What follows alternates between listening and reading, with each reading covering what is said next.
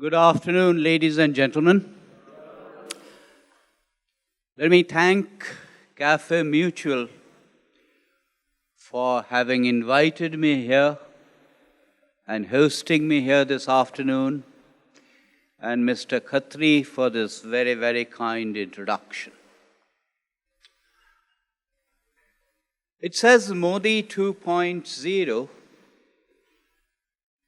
I think the first thing to appreciate is the obvious, that Modi 2.0 is a continuation of Modi 1.0. And what's going to happen in Modi 2.0 is also work in progress, which will lead to Modi 3.0. So one should not look at Modi 2.0 in isolation. I have 25 minutes, now 23 at my disposal, in the course of which, almost in bulleted fashion, I will flag certain issues.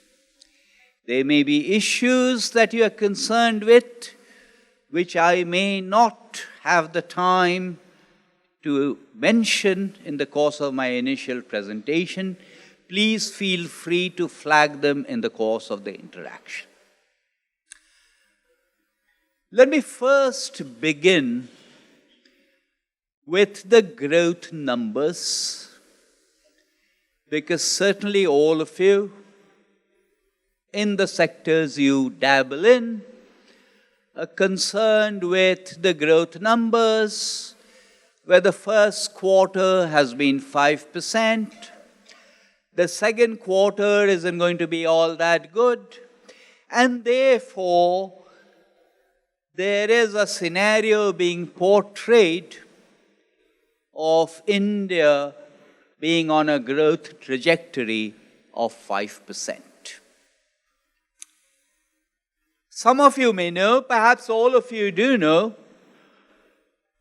that the base of India's national income accounts was changed in January 2015. There's been a lot of stuff accusing Modi 1.0 of having done something surreptitious in the process. If you go back and read what was done, you will find that this transition to a new system of national income accounting had begun in the year 2008. And what happened in January 2015 was merely a culmination of an initiative that had started in the earlier government. The simple point, though, is because of the transition in the base and the source of national income accounts, the numbers since 2011-12 as a base are no longer comparable with the numbers that preceded it. If you go back and look at the quarterly growth numbers since 2012-13, which is the numbers we have under the new series, you will find that there were 2 quarters where the growth rate was 5% and below. And immediately in the next quarter, the growth numbers went up. There was yet another quarter where the quarterly growth rate was 5.3%, and the next quarter it went up. So the first point I want to make is that let us not get swayed by quarterly growth numbers. The Indian growth trajectory, in my view, this year, at the end of the year, will be one of about 6% real growth. You might legitimately argue that 6% is not good enough, and I will come to that in a minute, but it's not 5%. The gloom and doom that surrounds that 5% is completely unwarranted. You're also aware that the Prime Minister indicated an aspirational target of achieving an aggregate GDP of $5 trillion by 2024-25. That's a figure in nominal dollars. And therefore, any assumption about what kind of growth you require to attain that aspirational target of 5 trillion is a function of what you expect the exchange rate to be. Is the rupee going to appreciate in terms of the dollars, or is it going to depreciate? Since it's a nominal aspirational target, it's also a function of what you assume to be the rate of inflation. Whatever be your assumptions on either of those, if you sit down with your mobiles and work out the basic maths, you'll find that you need a real rate of growth of about 8% at least. So the question therefore boils down to the following, that what does India have to do to jack up the growth rate from 6% to 8%? And broadly speaking, there are 4 different ways of looking at it, and these 4 different ways of looking at it are not distinct and different ways. They are not contradictory. They supplement each other. These are just different ways of looking at it, like Kurosawa's film Rashomon, depending on what your prism is, depending on what your perspective is. The first way of looking at it is what a classic macroeconomist does. What are the sources of growth? The sources of growth essentially are just 4. And those are consumption, government expenditure, investment, and net exports. There was a period in time when India clocked 9% plus in successive years. When India clocked 9% plus in successive years, the external world was much more kind. The external world was benign. It was certainly not this malign, and regardless of what you do in terms of improving the supply side, logistics, customs, and so on and so forth, the world demand conditions are not going to register a dramatic recovery. So therefore, if I look at those 4 components again, the sources of growth will primarily have to be consumption, investments, which primarily, though not exclusively, means private investments, and government expenditure. A primary source of growth cannot be and will not be net exports. Government expenditure is constrained by deficit reduction and fiscal consolidation requirements. I will come back to this point again later. So one way of looking at it, therefore, is what can be done to stimulate consumption and investments. A microeconomist looks at it in the following way. Sources of growth come from factor inputs: land, labor, capital, natural resources, and the rest is productivity. So what can one possibly do to make land markets more efficient, to make labor markets more efficient, to make capital markets more efficient, and productivity? When one looks at Modi 1.0, or when one looks at Modi 2.0, one tends to assume that everything can be done by the Prime Minister. Do remember, according to our Constitution, there is a federal structure. There is a 7th schedule to the Constitution.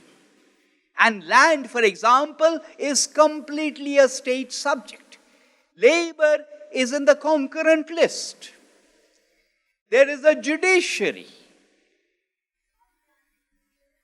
Desirably so, we cannot become a China overnight. It is a democracy, so therefore one has to function within the framework of the Constitution. One has to function within the framework of an executive government, a legislature, and a judiciary. Nonetheless, land markets must be made more efficient, labor markets must be made more efficient, and capital markets. Capital markets becoming more efficient does not mean only entry of capital. Reforms are about competition. Competition requires entry, it requires exit too. And some of the resentment, not all of it, that one has witnessed is because of a reluctance of certain varieties of capital from exiting.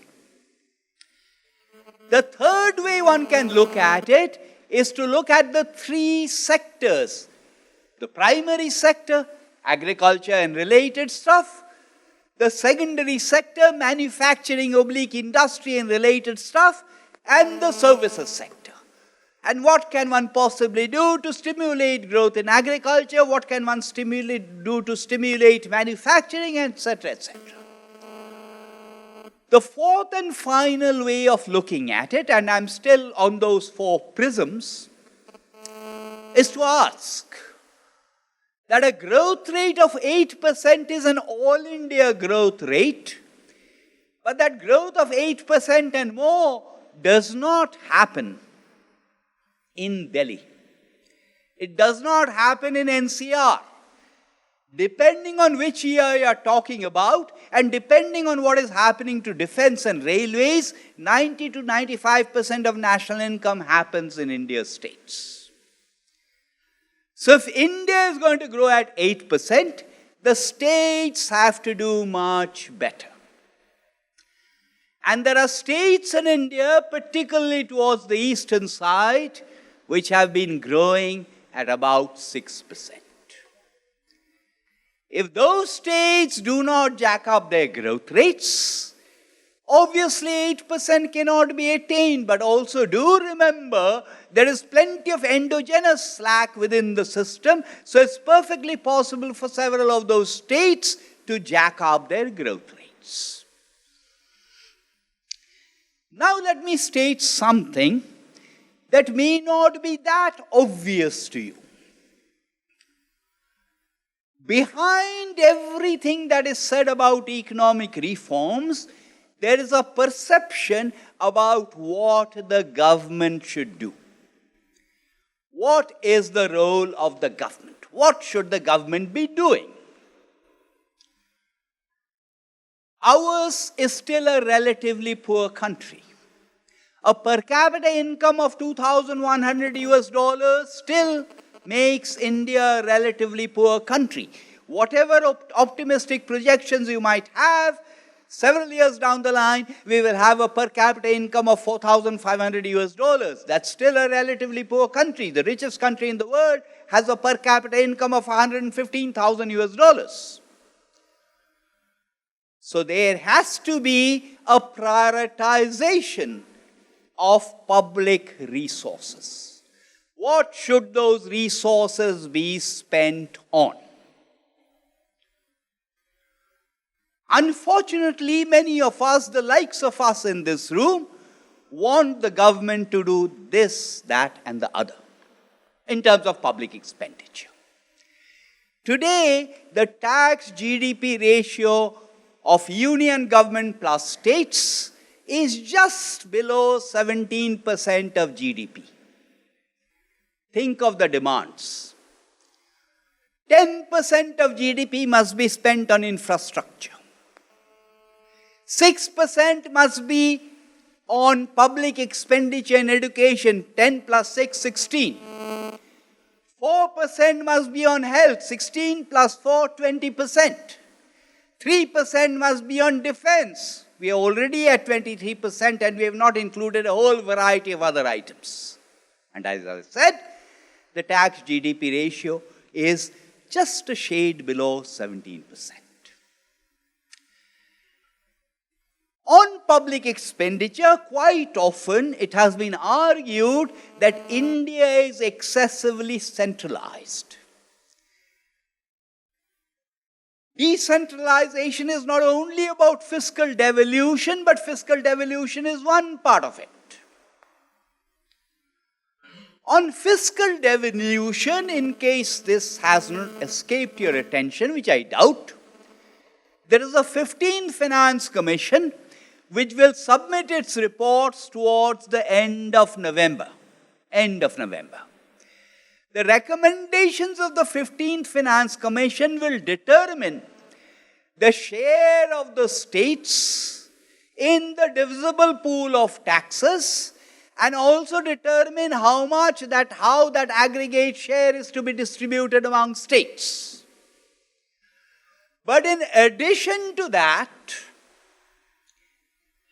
as you probably know, the 14th Finance Commission recommended an increase in the divisible pool for states from 32% to 42%, and this is untied.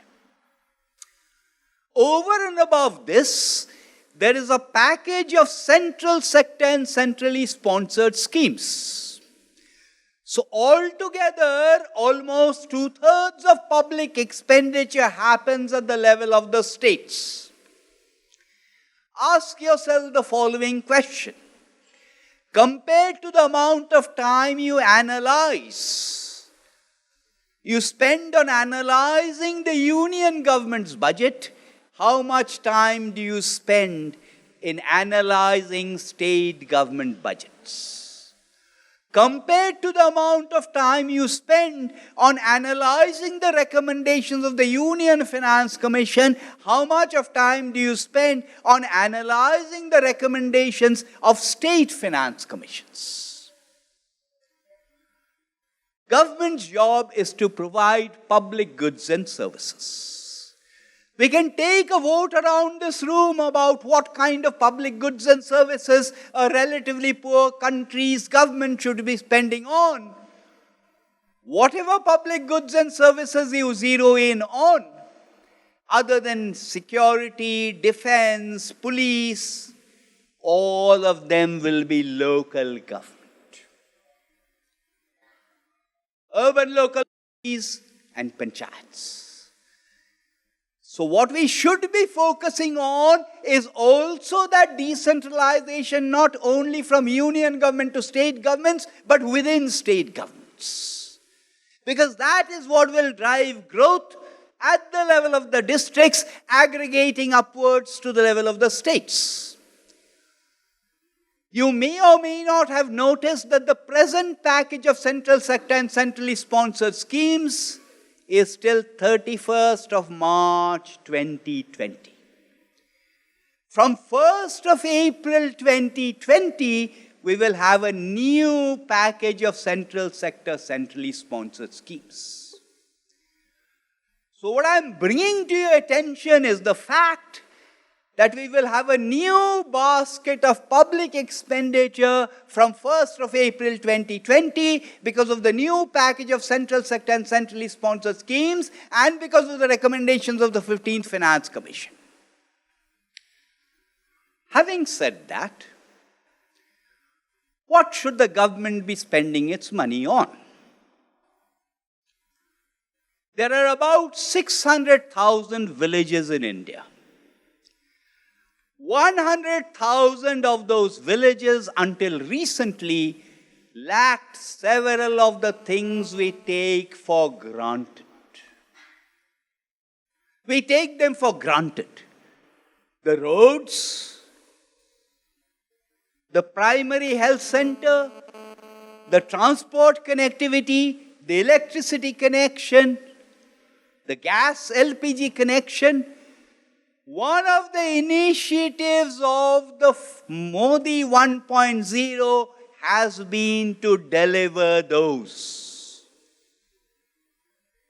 And if you look at delivery of those, if you look at reactions on the rural sector to the delivery of those, if you look at the extent to which one can quantify the economic benefits and socio-economic benefits of those, it has been nothing short of remarkable. These are within quote supply side changes. It is difficult to quantify what they do to productivity immediately, but somewhere down the line, 2 years down the line, 2.5 years down the line, they will begin to show.